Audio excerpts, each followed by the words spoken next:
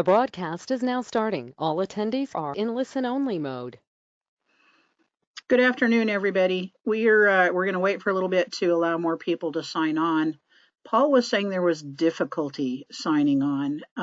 If you wouldn't mind using the chat box and letting me know if any of you had difficulties in signing on. We were considering sending out an email to the registration list to say if you had problems, try this number instead. Did anyone aside from Paul have difficulties getting in?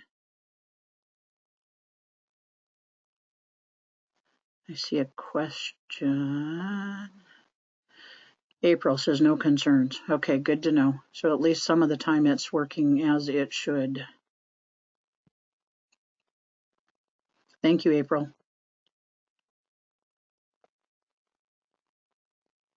Anybody else?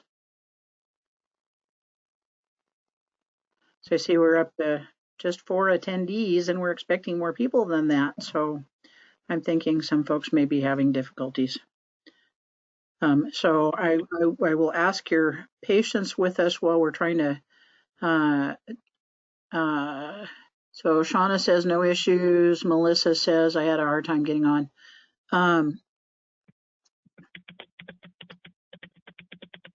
So Melissa, I unmuted you.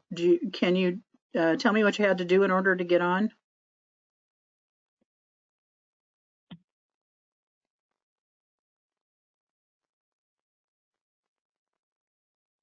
And maybe not unmuted from your end, or perhaps just type in. Melissa, is that you?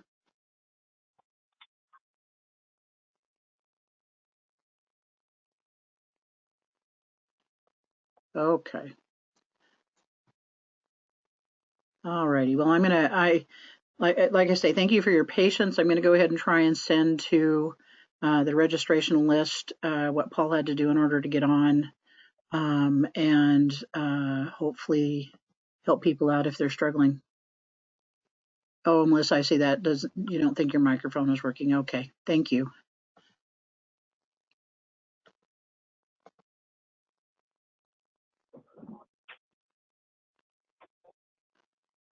Yes, Paul, your phone did actually get through quicker.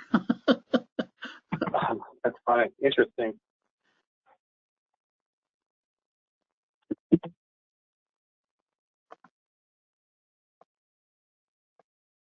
All right.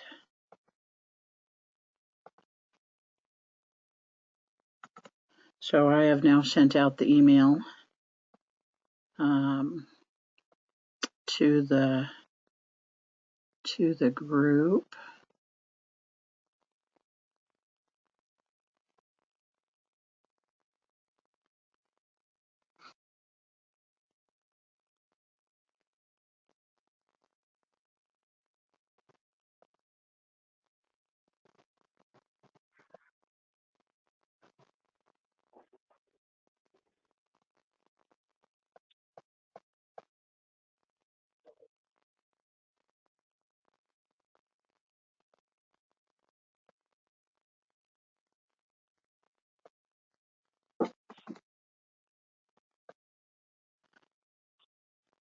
All right.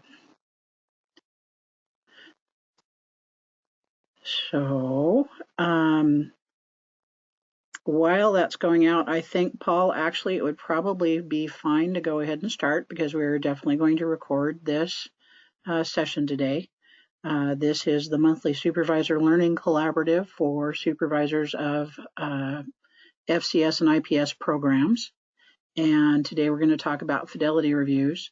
I will mention while we're kind of waiting for others to sign on that we're going to be incentivizing fidelity reviews again this year, meaning that agencies will be able to apply for a grant in order to defray some of the cost of participating in fidelity reviews or in sending staff to be fidelity reviewers.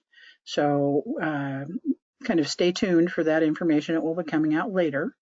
If you have questions, feel free to contact me. In the meantime, Paul, I will turn it over to you. All right. Thank you, Dawn. Today, we're going to talk all about the fidelity review process for individual placement and supported employment. The agenda for these calls throughout the year, I've tried to keep it pretty brief agenda. for a couple reasons. One is I don't want to spend the entire hour talking, and two, I usually try to bring some questions for thought and for people to consider, at the end of my presentation. So I would like to be able to have some sort of dialogue to make sure that we're answering questions that people have out there. So we're going to start with a really broad, high-level overview of the Fidelity scale, and then we're going to move into the Fidelity review process, and then I'm going to give you a roadmap for the Fidelity review activities that, if you're an IPS provider, you can expect during your Fidelity review visit from Fidelity reviewers. So the first thing, I know earlier in the year I did not have this slide in many of my presentations, and I've just kind of started putting it in here a couple times in every presentation. The best place I could direct you for any questions or questions about forms or resources is to the IPS Employment Center at ipsworks.org. They have just tons of stuff available for free on their website. They've got all of the research available, so if you're having discussions where you're trying to convince somebody that this is in fact an evidence-based practice, those research summaries are very vital for that. And they've got everything up to and including the actual documents that you might be using in your IPS program for various activities. So ipsworks.org, it's great. Favorite it.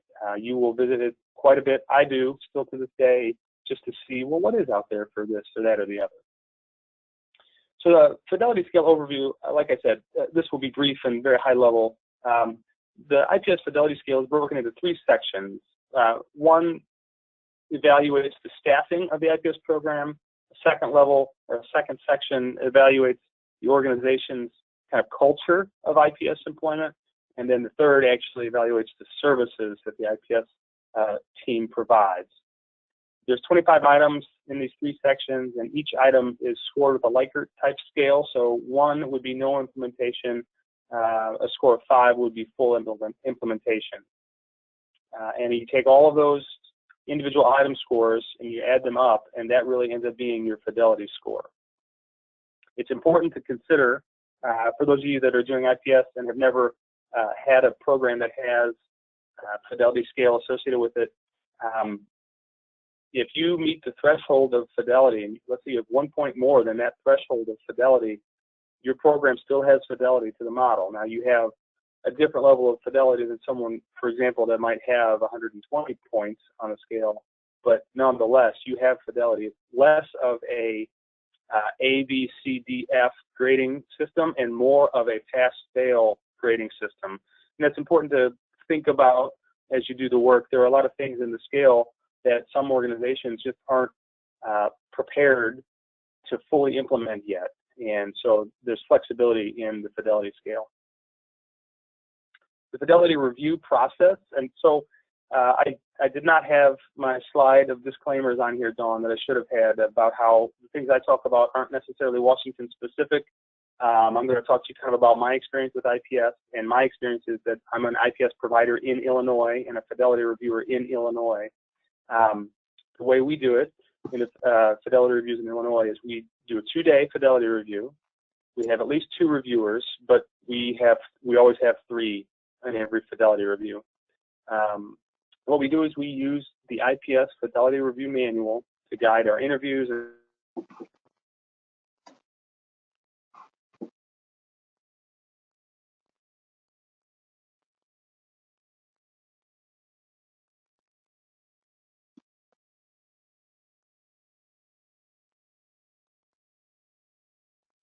And some things that Fidelity reviewers do, when they're at your agency, they might observe team meetings, they might look at employment specialist calendars, and that can either be on the computer or in like a planner. A lot of interviews, we interview staff, we interview clients or consumers, vocational rehabilitation counselors, benefits counselors, clinical staff. Sometimes we review interview the executive team, like the CEO, and then reviewers typically go shadow one of the employment specialists or the employment specialists while they're doing job development out in the community. Most employment specialists schedule these activities, but there have been a few times where we get to an agency and we go out on job development, and let's say we're at a a local small business restaurant, and maybe they're very, very busy, and the hiring manager doesn't have any time to talk with us. And so rather than wait or be interruptive, the employment specialist just takes us someplace else. The Fidelity review schedule should include some very specific things. It should include an opportunity for the reviewers to observe team meetings, specifically the employment team meeting, and any team that you would describe as a mental health team. So in IPS, which was kind of created with a target population of adults with serious mental illness, there's a lot of language about how the employment team is connected to the mental health team.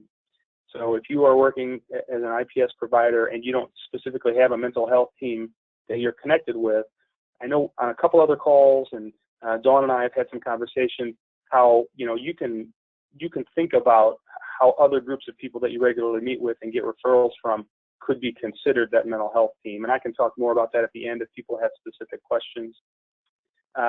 Executive team interviews should be on the calendar. Interviews with the IPS supervisor, employment specialist, and mental health providers. So if there's let's say a therapy clinic that provides a lot of referrals to your employment team, we would want to talk with somebody from that therapy clinic. And interviews can be 30 minutes. We prefer to have them face to face. If they have to be by phone, that's okay too, but it's not preferred. Other interviews that are important to have would be with vocational rehab counselors, benefits counselors, clients who either have received the service or are receiving the service, and their family members. I talked about the observation of job development in the community. Also, reviewers would want to take a look at what I call program data.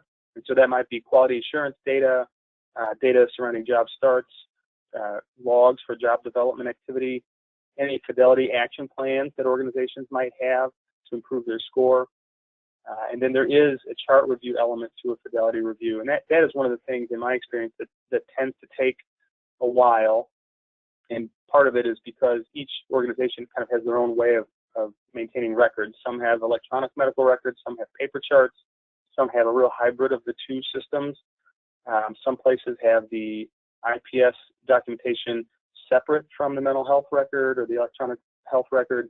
So all of those nuances tend to make things, the chart reviews, just take a little longer. So it's important to schedule those early in the 2 days and not save them until the end. I have on this slide and the next just some sample schedules. Now this one goes from 8:30 to 5 p.m. Certainly there's flexibility in time. Interviews might end early. Some might go over. Chart reviews might not take as long as we thought, or they may take longer. So it's important to, as a provider, to go into your Fidelity review with an understanding that things might not go exactly as you have them timed out. With that being said, though, reviewers should be sensitive to anything that you've got scheduled. For example, like a client and their family member coming in, or a therapy staff member who's scheduled at 11 to talk with the reviewers. The principle of the review is not to disrupt everything. We certainly want to try to be on time as people are scheduled. So if you're undergoing a Fidelity review with your organization and things are getting off track time-wise, I encourage you to make that known to the reviewers and then have a real open, honest discussion about how you can get the schedule back on track, and shuffle things around so that everybody can end when they need to end and have the interviews when they need to have the interviews. In this sample schedule, again, it's just an idea. Typically on day one, we have folks just kind of start with an overview of the organization, its IPS program, a little history.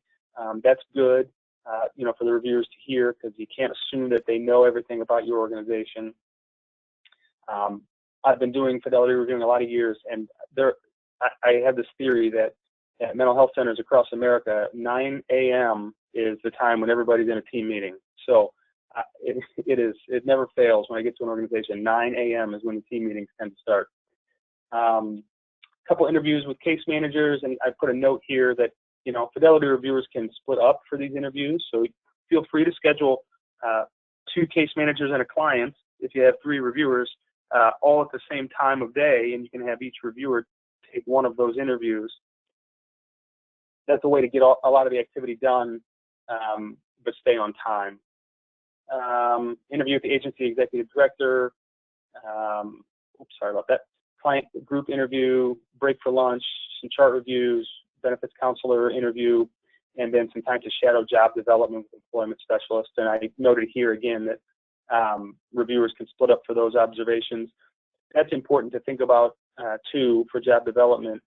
And I always like to encourage teams to remember that when you're doing observations of job development as a Fidelity reviewer, the last thing I want to do is have the employer or have the employment specialist kind of have this awkwardness around my presence. And so often I just tell them that I'm observing or I'm shadowing you today. They don't really need to know at that moment everything about the Fidelity review. I think that's something you can tell them when you're setting up the time, if you're scheduling job development, that we're having Fidelity review, and the reviewers like to see how I do what we call job development, and it's really just what our meetings are called. That goes a long way, I think, to getting through some of that awkwardness of having a person with you. On day 2, then it ends up being, another meeting, a couple more interviews, and I have 11:30 in chart reviews until 1. Day 2 typically has a lot of question marks in and around lunch and in the afternoon, because so much of that depends on what happens in day 1 and how much you get done. So when you set this up, I would encourage you to kind of think about how you could use day 2 to catch up a little bit and get those last looks at things for the reviewers. So this, as you can see, is not scheduled until 5, and I don't think I've been to a Fidelity review where both days are booked until 5. Usually there's just some space on day 2 to kind of flex out if you need to. So some of the Fidelity review activities that are important to plan for, the team of reviewers, first of all. So you need to make sure you've got some space that can accommodate a team of reviewers, a place for them to kind of have as a headquarters during their couple days with you. Chart access for the reviewers. Some organizations with paper charts, they just bring in the charts and they stay in the room until the reviewers are done. With electronic medical records, it's a little different. Some organizations are able to grant what they call surveyor or review access to their electronic medical record, where basically they give you a kind of a one-time login, and you still have to have somebody kind of guide you through the record, so you know where to look for everything.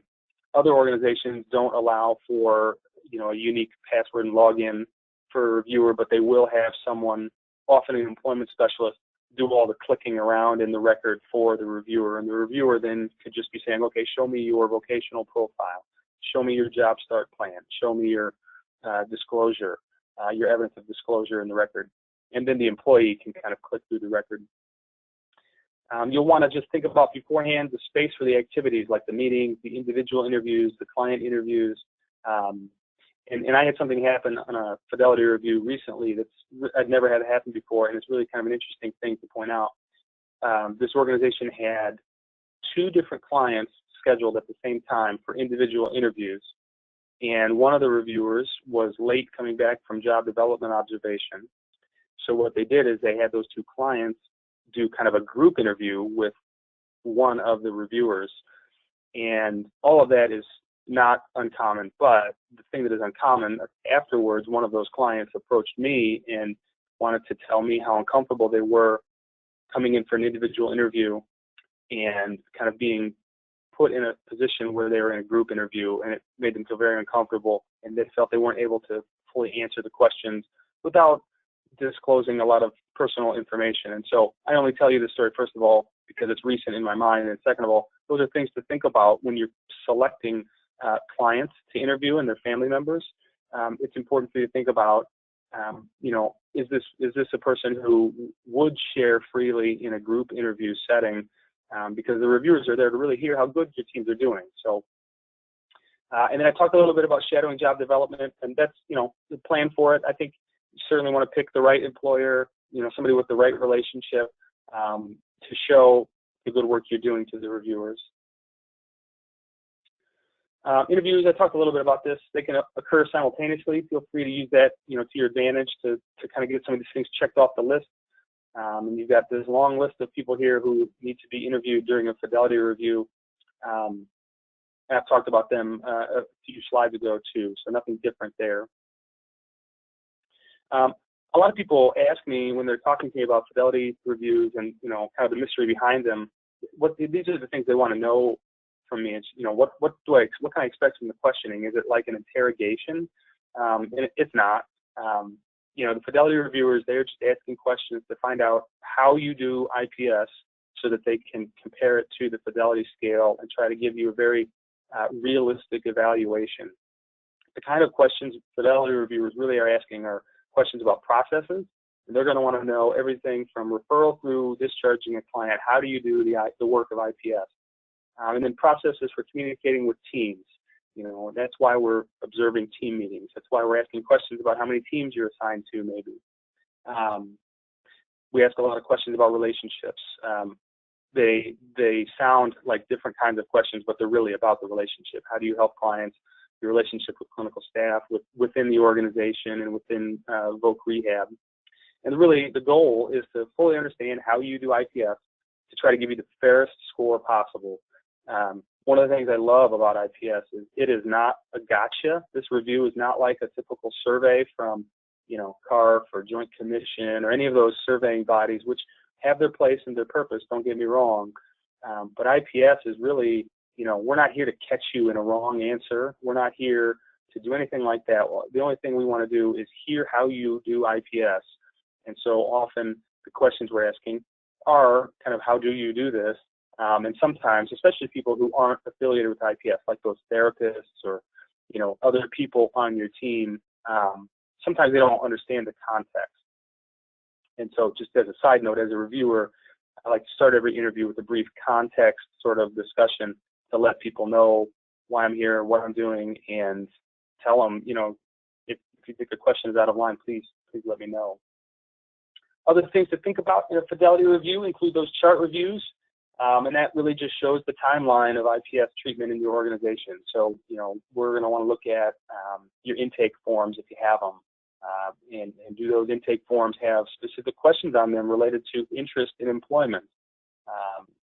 We'll want to look at this, what I call supplemental material, so things like brochures or newsletters you might have, any quality assurance records you might have at your organization that include IPS, supervision notes, supervisor data tracking. And if you haven't looked at the Fidelity scale yet, I encourage you to do so. There's some very specific things IPS wants an IPS supervisor to be tracking and doing. So it's important to show that evidence during the Fidelity review. So the Fidelity scoring, so we've done, you know, 2 days worth of questions for everybody, and we've bothered everybody for 2 days. And so what do we do with the scores? So IPS Fidelity reviewers use what's called consensus scoring. And what that is, so again, in Illinois, we use 3 reviewers, and the consensus scoring is if I think some agency is a 3 on this item, and Bill thinks they're a 4, and Jane thinks they're a 3, then we can have a discussion and come to an agreement about whether it's a 3 or a 4. And the reason we use consensus scoring is because so often the Fidelity reviewers hear similar information, but depending on who they're interviewing, they may hear a little bit more information in this interview as opposed to this other interview. So one of the reviewers might have some information that the other 2 don't have when they did their preliminary scoring. It's also important for you to know that the gradient between scores is not equal. So moving from a 1 to a 2 is not the same as moving from a 4 to 5. Often, moving from a 4 to 5 is incredibly more difficult than a 1 to 2. Moving from 1 to 2 often is, you know, presence or absence of something. And as you get to a 3 or a 4, it's present. Yes, you have it, but are you doing it at the frequency you need to be doing it? And did we see evidence that you're doing it at the frequency you need to be doing it in order to get a 5? And there are a few items that have what I call, I don't think it's not a technical term, but auto scoring rules. So team size, IPS supervisor, certain calculations. If certain thresholds aren't met, the way the Fidelity manual reads is you can't score above a certain score. So be familiar with those sorts of auto scoring rules that are in the Fidelity scale. And again, for excellent super easy to access resources. I encourage you to go to this website. It has everything you could ever want to know about IPS on there, way more than I could ever share with you in a series of webinars for sure. But it is really the playbook for you. And what I usually do after these webinars is I send my slide deck to Dawn, and then Dawn distributes it to whoever's on the call. So you will have a copy of this available to you as well. So what I've been doing with these webinars is just some questions for reflection, and I'll just kind of go through all three of them. We don't have to do them one at a time. But it's something, I'm sure you have questions. It's maybe just a way to kind of get a dialogue going between us here. So one, what are the aspects of the Fidelity review process that you would like more clarity on? I know I kind of moved through this a little quickly, but are there certain things that you want me to expand on or touch on in greater detail? Or I would even say, things that were just a mystery to you. The next question, I think, is more in line with what I hear from people who have not yet had a Fidelity review. So what have you heard, or what are your fears about a Fidelity review at your agency? And then the last question is, what did I leave out that you really thought, you hoped you would hear about today? So I'll just wait a few seconds and kind of let you all process those questions. You can either enter a question in the chat or an answer in the chat, or I think they can raise their hand if I'm right, Dawn. Yeah, you're right, Paul. They can raise their hand. They can type a question in the chat box. There are a couple of ways to do that kind of thing, or just ask to be unmuted, and I can unmute anybody who wants to speak. In looking through the list, I do see a couple of folks who have been Fidelity reviewers with me, so they may have some interesting perspectives too. You mentioned earlier that you have your disclaimer in relationship to, what you're talking about is not necessarily Washington specific. I think the very few differences that we've had is some of our teams have been larger than yours because of the contracting process that we went through, the incentive process. We ended up having teams that at times were 4 or 5 people, which was kind of hard to do, 4 or 5 reviewers. Right. But so much of the rest of it is the same as what we've done. One of the things that the group is thinking that I would just discuss is that because in the state of Washington, our foundational community supports agencies who are doing IPS are not always a behavioral health agency. They've had some real challenges with, some of the Fidelity items that relate to treatment team meetings and attending those and being in close proximity to the individuals who are referring to them and number of teams that they're on per the referrals and that kind of thing. That some of those things have been really challenging. And so we've had agencies score under the lowest category, which is not supported employment. And what I've had to explain to people is it's not supported employment per Fidelity. That doesn't mean that as an agency they're not doing some wonderful things. Right. Yeah, and I think that was kind of hard to swallow. Go ahead. Sure, and there's even some research out there on the IPS Works website about how, first of all, if people don't know, it's important to say, I guess, to level set, that IPS has been shown to be effective with many, many populations beyond adults with serious mental illness. And the favorite that I like to point out is there were several studies done using IPS with veterans who are seeking employment. Now, these are not folks with disabilities or any sort of formal diagnosis. These are just people who have a history of military service. And so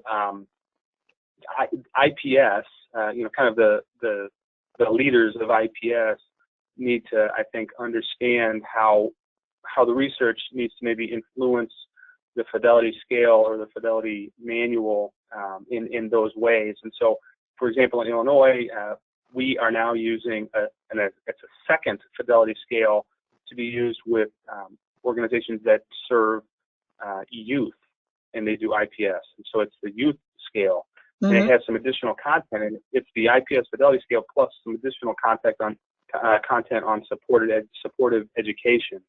And so I do think going forward, we will see kind of the Fidelity scale, kind of those specific mental health phrases kind of maybe generalized a little bit in order to allow for things like organizations who don't have any sort of clinical team connection, but let's say they provide IPS services in the context of a peer drop-in center, or they serve. I know there's IPS organizations in my area at like Goodwill, and so Goodwill they don't have a treatment team available to them, and so the question always ends up being, well, where do you get your referrals? And let's talk about what that team is that sends you the referrals. Mm-hmm. And I wish I had a blanket statement that, yes, it's allowed, or no, it's not allowed. But unfortunately, really, I think the reviewers have to get into an organization and really understand how the organization is doing IPS before they can make a determination that, kind of like, yes, it counts, or no, it doesn't. Mm-hmm. I don't have any shorthand that gets anybody to a quick answer, unfortunately. Mm-hmm. I know as we've been doing Fidelity reviewer training, in the orange and turquoise book, I believe it is, and actually I've got one right here. Maybe I'll just take a quick look. There's one place where it talks about agencies that are not part of a behavioral health agency, and kind of a then what type of a thing. And it talks Right. about looking at the support team that's built around the person, that regardless of what the agency is, the people that we serve have multiple challenges, and they have multiple agencies in their lives. And if they have an agency in their life, they should be someone that's contacted to be part of that support team, and they should be one of the agencies, or the staff from the agency that are collaborating to make sure that everybody is on the same page. So Right. It's not actually in the orange and blue book, it's in the Fidelity Reviewer Manual. If I remember right, it's like page 49 and 50. It talks about support teams if it's not a behavioral health agency. Yeah, I do recall that section. I don't have my manual in front of me. Mm-hmm. Yeah, it's just if any of those organizations are on the call, I encourage them to, in this kind of safe space, talk through how you can conceptualize that for your organization. It's a tricky part of the scale. And like I said, I do think at some point we're going to see the Fidelity scale tweaked a little bit, maybe not changed so much that it's, disability specific, for example, but I do think you'll see, instead of mental health treatment team, you'll see that over time end up changing to a support team, not mental health team anymore, but support team, in order to allow for this. Mm-hmm. Absolutely. I ended up, IPS does an international face-to-face meeting once a year, but they do, I think it's every other month, they do meetings with all the different agencies who choose to be part of the phone meeting in order to discuss various things. And they talked this last time, which was last week, I think it was, about the fact that Sarah Swanson took the youth fidelity scale out and actually implemented it in an agency that served youth, and that it's got some bugs. Yeah. Some things that she wanted to clarify. But they have conversations about fidelity on a regular basis, and they do talk about things like you had just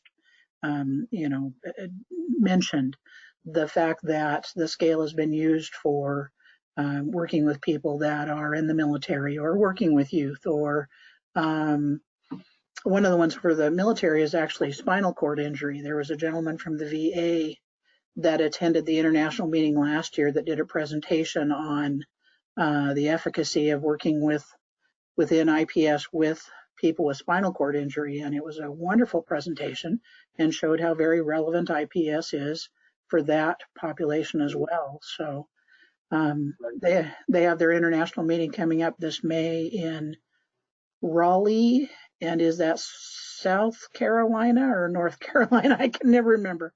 I'm not sure. I feel better, thank you. There's also an IPS trainer meeting in which they discuss various nuances, and they had one of those this morning, and discussed things that they want to pursue further, things that they want to address, not necessarily with a fidelity scale change, but just issues to bring up to consider when you're out talking with agencies, and how do the different IPS trainers do things. And so interesting meetings. And I think they're certainly open to whoever might want to attend in a lot of cases, but yeah. I'm not seeing any questions. You've done such a marvelous job, Paul, that no one has a question to ask, evidently. Well, that is one interpretation, sure. Strengths-based. Let's be strengths-based. Yeah, I'm on board your train, sure. So, does anyone have questions?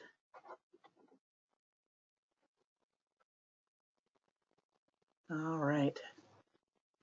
You know, one of the things that I would kind of add that we've done in the state of Washington, or at least I've done, and then I found out my colleague doesn't, is that we obviously do the written report with recommendations.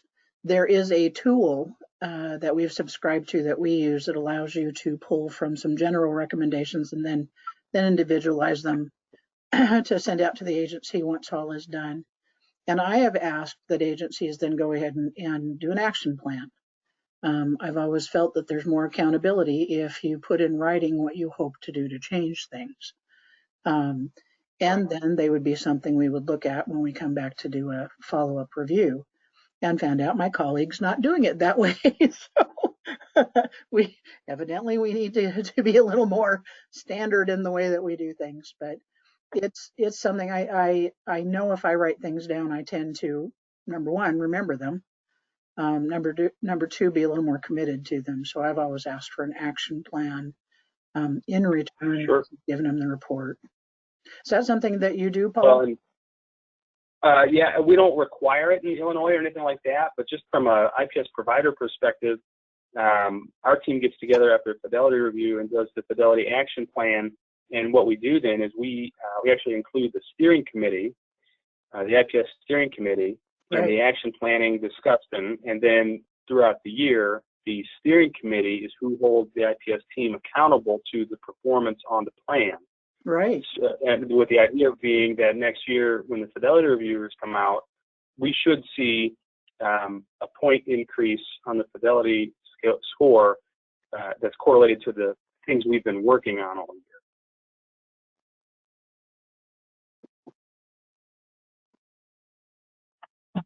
Yeah, it's going to be a busy year this year because we are doing follow-up reviews for those that had a baseline this year, and then we're doing additional baseline reviews for agencies that haven't had a baseline as yet. So we're increasing numbers of reviews that we're doing, which means that people that are interested in being reviewers, I would sure like to we'll have that incentive opportunity. And we're going to have quite a lot in the way of opportunities, I think, for people to be part of a review team should they choose to do so. And I will say, as an IPS provider that went to become a Fidelity reviewer, my program became better because of my experience and observation reviewing other teams. It's a way to give your own program a bump in performance just based on how other people are doing IPS. I mean, really, what I tell people all the time here is, the best thing you learn as a provider who then becomes a reviewer is you get to see how other organizations solve all the problems you're trying to deal with your own team. And you kind of get to, take a good idea and make it your own. Mm-hmm.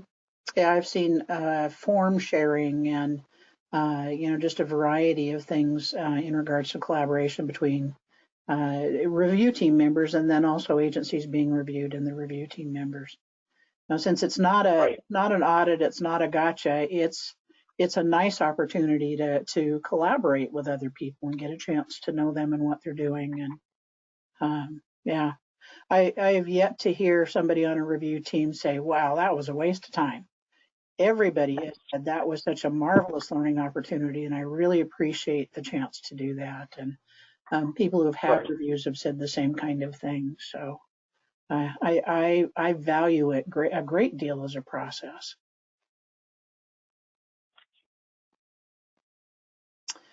Let's see here. We ended up with smaller numbers today than anticipated. So my guess is some folks really did have difficulties getting into the webinar, and just didn't make it in. And so I will be sending this out, the recording out to the list of people who registered. Feel free anytime that I send out a recording to a webinar to share it with your colleagues. And so if there was somebody that wanted to get on that was not able to, they will be able to at least listen to the recording. The other thing that's going to happen is we have a wiki. I don't know if everybody's familiar with the Supported Employment Wiki. It's essentially an online library. And I have to say right now it needs some cleanup, which is one of my projects. But after I've gotten done kind of archiving some of the older folders and that kind of thing, I'm going to put all of the PowerPoints from webinars this year on the wiki so that they will be available. The recordings are a little more difficult to do, but I think I can do that as well. So if in the future there's something that you want to view, either ask me because I save the recordings, or check the wiki, because probably January, February, it's going to be up to date with all of the different recordings and PowerPoints that we've had of webinars throughout the year. Oh, that's great.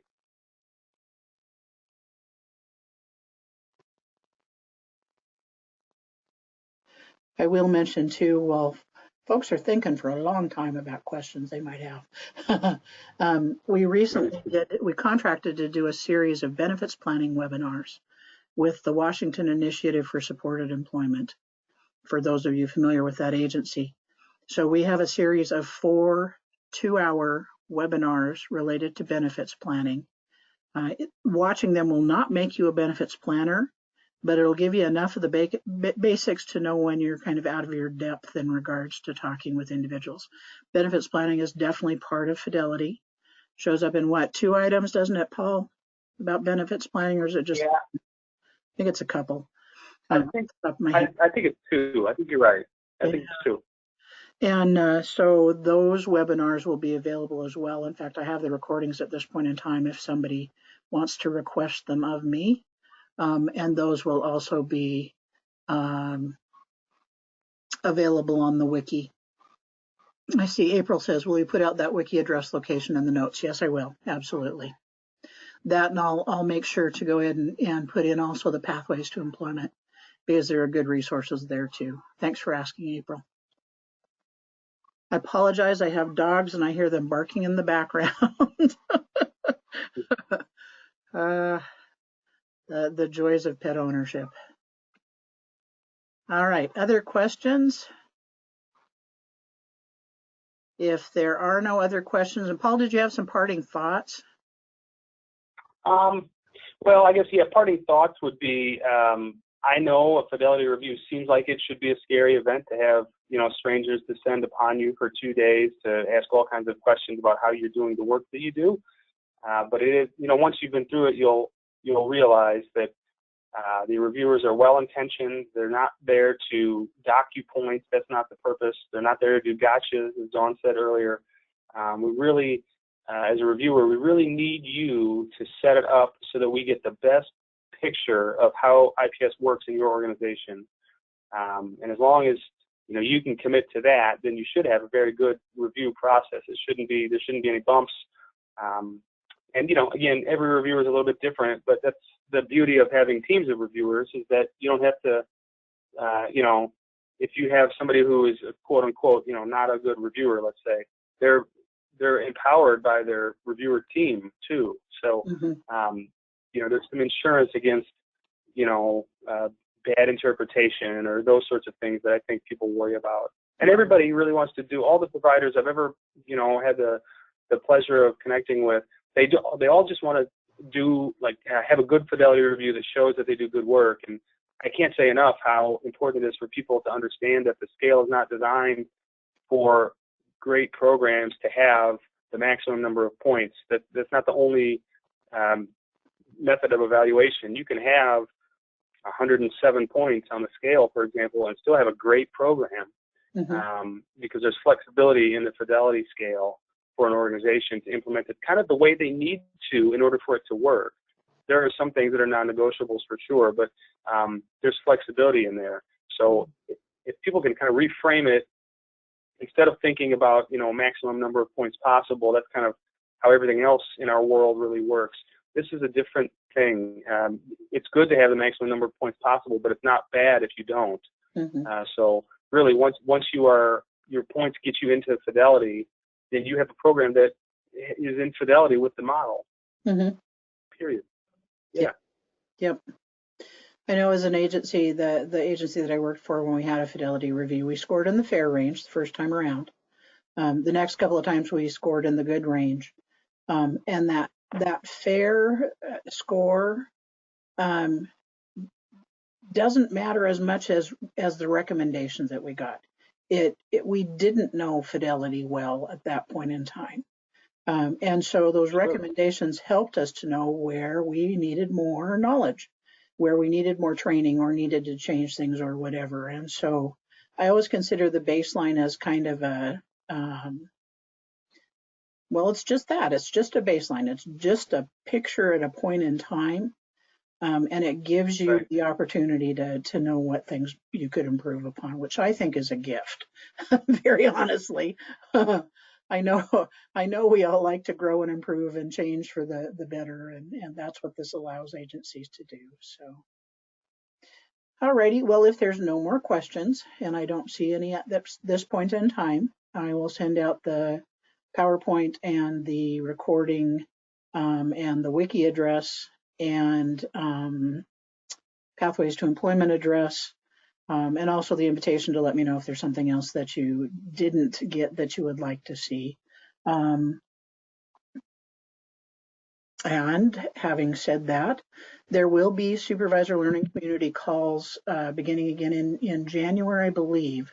Rutgers is taking over all of them. We're using Paul's expertise in kind of a different area next year. He's going to be doing some of the Fidelity reviewer trainings. And so this will be Paul's last supervision learning collaborative call. I want to say, Paul, how much I appreciate your expertise and your knowledge and having done the presentations that you've done this year. Very, very much appreciated. And I'm really looking forward to thank you. Kind of the change in your role, if you will. I think is going to be neat to get to see you do the Fidelity reviewer trainings too. So yeah, it will be neat. Thank you everyone for attending today. Happy holidays. I hope your holidays are joyful and peaceful. Thank you and have a good day. All right. Thanks, Don. Bye-bye.